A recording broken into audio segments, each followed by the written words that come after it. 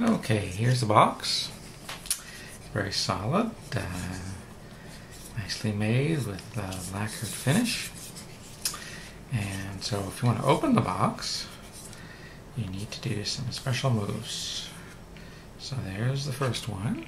You move that out a little bit, then you move that down, and then the top, you move that way, and then you go to the other side, and you move that out a little bit, and then down, and out some more, and down some more, and then back, and down some more, and then the top slides off.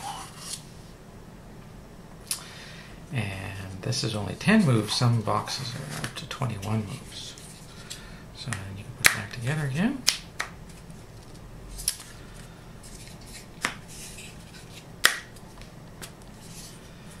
And there it is.